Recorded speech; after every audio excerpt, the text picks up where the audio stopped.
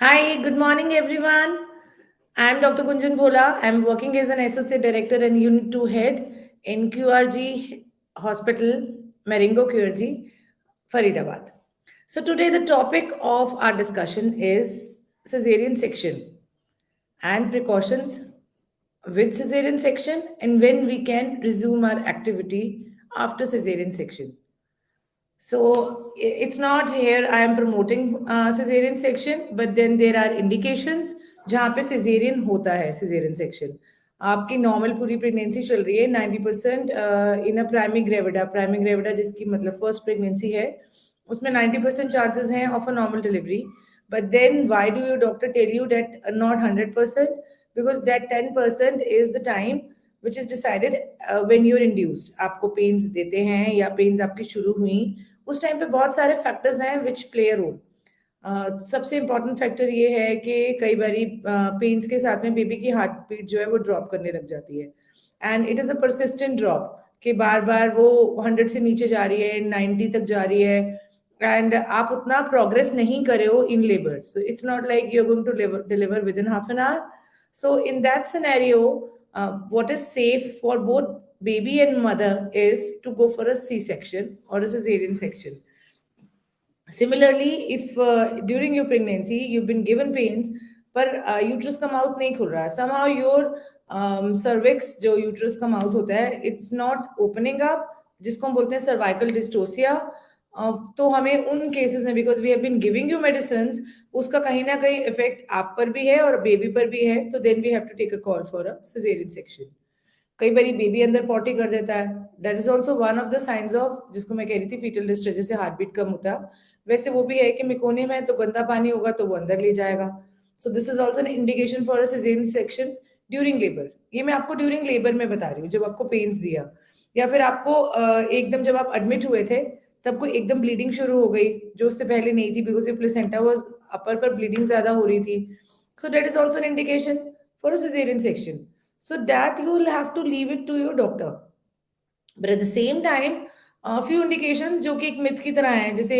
I have seen patients who have come to me कि cord around नेक है तो हमको किसी ने बोला हमारा सिजेरियन होगा so there is a probability that you might end up in a cesarean but it is not a guarantee that you will have a cesarean section at that time and why not at that time because कई बार बड़ी loose होती है वो cord हम pen शुरू करते हैं will keep you on a continuous monitoring and अगर उसमें आपका पेन्स के साथ में कई बारी अपने आप जो है डिलीवरी के टाइम पर ही हम कॉर्ड निकालते हैं it has no effect on it heartbeat बिल्कुल बढ़िया चल रही है so but now my topic I'm coming back to my topic which is it precautions after c-section so what are the precautions that you need to take and I'm going to bust few myths also जो बहुत सारे myths हैं especially cesarean section को लेके the most common myth I've heard of is दूध नहीं पीना दूध पीने से टांके खराब हो जाते हैं so you have to understand कि मिल्क से स्टिचेस पे कोई असर नहीं आएगा milk is a form of protein and plus it has liquid also तो हमको आपकी वाटर भी ज्यादा करनी है requirement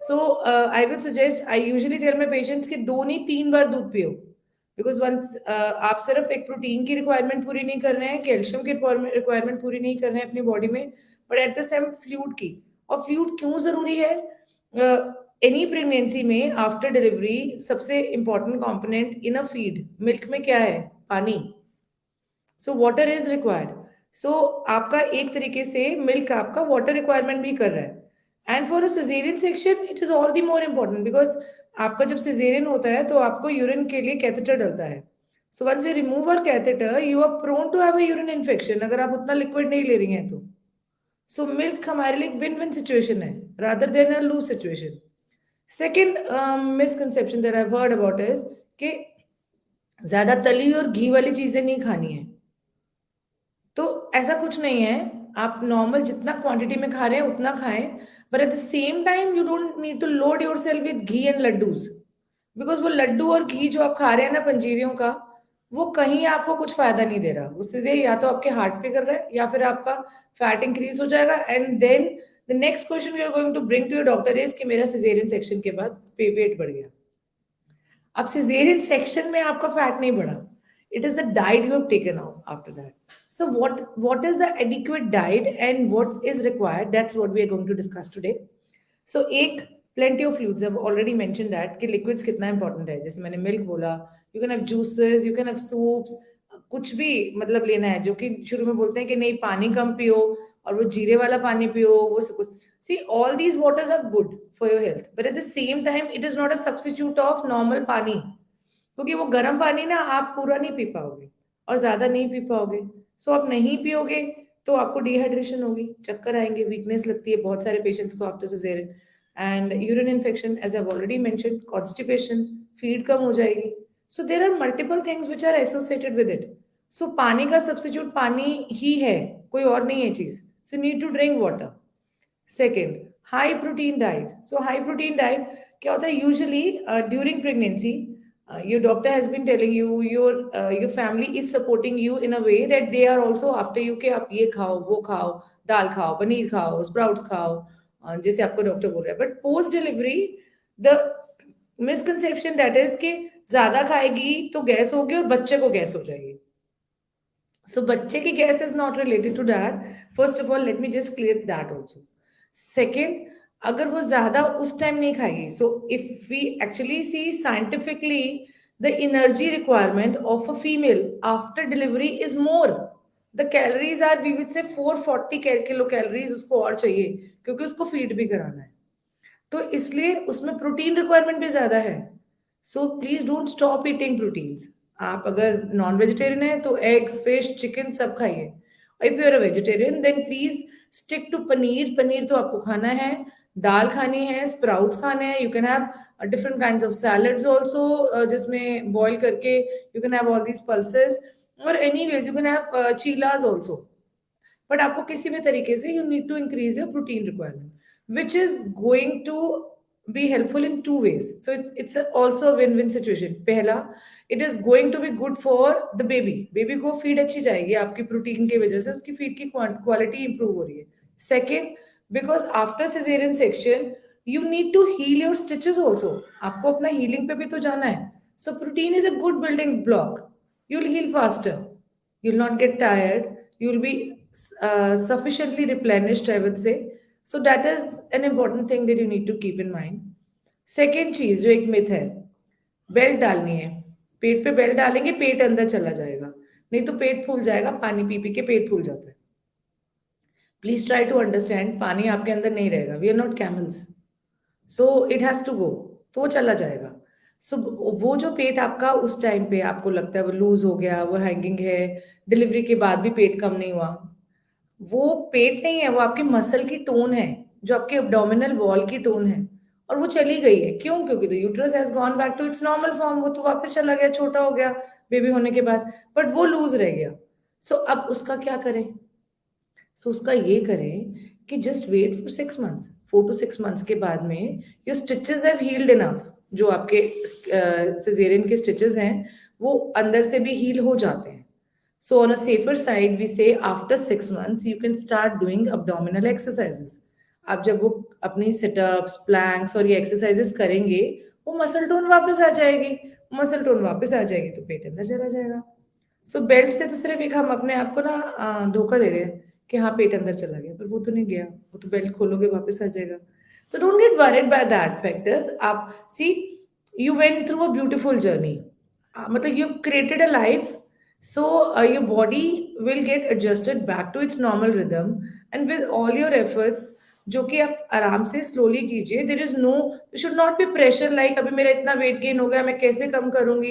please enjoy the journey of feeding your kid. उस टाइम पे आपको अपने बेबी को फीड कराना है. And I must tell you one thing more. During feeding patient जो फीड कराते हैं उनकी कैलोरीज तब बर्न होती है. So it's an exercise also. So please do it that way. और जब भी साल 1.5 साल बाद में when you will just wean off your child और वो बाकी सब आपकी फीड से हट जाएगा, तब आप लूज कर लो. You have all the time in the world to lose your weight. So don't get stressed by it. So why after C section exercises are avoided when in normal we can resume after a week or 15 days. So a very good question अपना.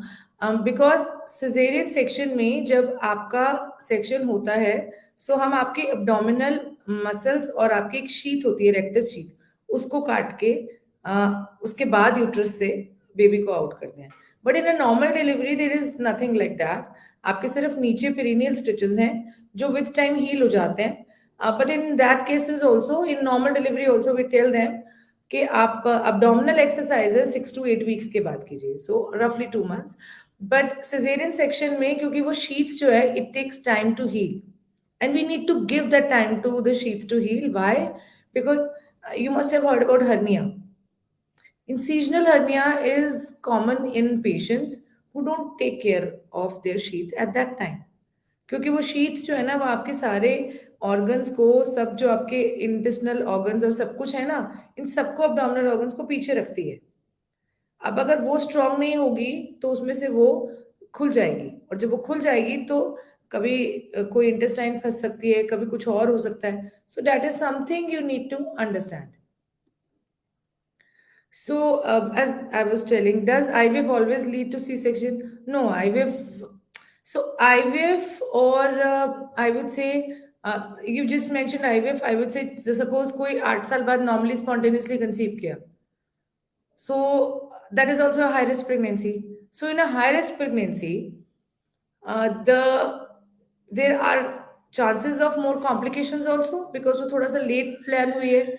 So वो सब added on factors lead to higher rates of C-section. But it's not like IVF will lead to C-section. I had patients who had IVF and they delivered normally. So it's nothing like that. Is normal delivery advisable if a lady has fibroids? Is it safe? So it depends upon the location of the fibroids. And yes, if the fibroids are not in the way, जो actually passage है उस रास्ते में नहीं है fibroid, then the patient can have a normal delivery. और उसके बाद में उसके फाइब्रॉइड्स को आफ्टर द डिलीवरी जैसे 6 to 8 वीक्स टाइम जब नॉन प्रेग्नेंट स्टेट हो जाती है, we can monitor that fibroids. And if that patient ends up in a cesarean section, we can remove the fibroids at the same sitting. I recently had a patient who had multiple fibroids and she delivered normally, and we are following her fibroids on scans. Excuse me. Why post delivery suddenly the intake of food increases?